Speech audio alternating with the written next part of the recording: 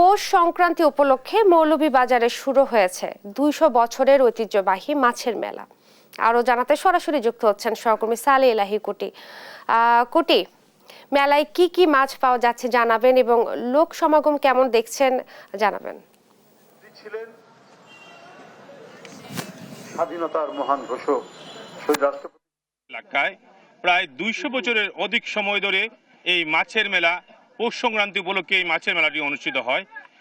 মৌলভীবাজারের শেরপুর যে জেলাটি হচ্ছে সিলেট বিভাগের ৪টি জেলার মোহনা, অর্থাৎ মৌলভীবাজার, হবিগঞ্জ, সিলেট, সুনামগঞ্জের এই মোহনাস্থলে প্রায় ২০০ বছরের অধিক সময় ধরে কুশিয়ারা নদীর পাড়ে এই ঐতিহ্যবাহী মাছের মেলা অনুষ্ঠিত হয় পৌষ সংক্রান্তি উপলক্ষে।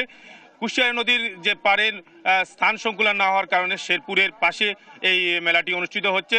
এই মেলায় সিলেট বিভাগের বিভিন্ন জায়গার বিশেষ করে হাকালুকি, কাউয়াদিকি এবং সিলেটের বিভিন্ন অঞ্চলের মাছগুলো এখানে নিয়ে আসা হয় এবং দেশি অনেক প্রজাতির মাছ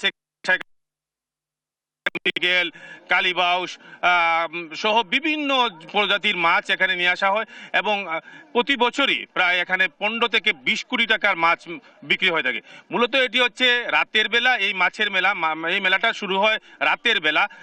রাত যত গভীর হয় ততই মাছ বেচা বিক্রি শীঘ্র হয়। এখানে দেশের বিভিন্ন জায়গার পাইকাররা মাছ নিয়ে আসেন এবং এখানে যারা আড়তদার রয়েছেন তাদের মাধ্যমে এই মাছটা স্থানীয় আড়তদারের কাছে সেটা পৌঁছে দেওয়া হয়। এটা মূলত পৌষ সংক্রান্তি উপলক্ষে এই মেলাটি আয়োজন করা হয় এবং এই মেলায় শুধু মাছের মেলা নাম হলেও এই মেলায় এখন একটি সামাজিক উৎসবে পরিণত হয়েছে এবং এই মেলায় বিভিন্ন রকমের পণ্য সামগ্রী রয়েছে এবং এখানে গতকালকে রাত্রে মাছ মেলা শুরু হয়েছে। এখানে বাগাইর মাছ প্রায় ২.৫ লক্ষ টাকা পর্যন্ত দামের বাগের মাছ পর্যন্ত এখানে উঠেছে এবং রুই, কাতলা, মৃগেল এখানে নিয়ে আসা হয়েছে। আমি এখন কথা বলবো এখন একজন বিক্রেতার সাথে, তিনি জানাচ্ছেন যে কি ধরনের মাছ এখানে নিয়ে আসা হয়েছে। আসসালামু আলাইকুম।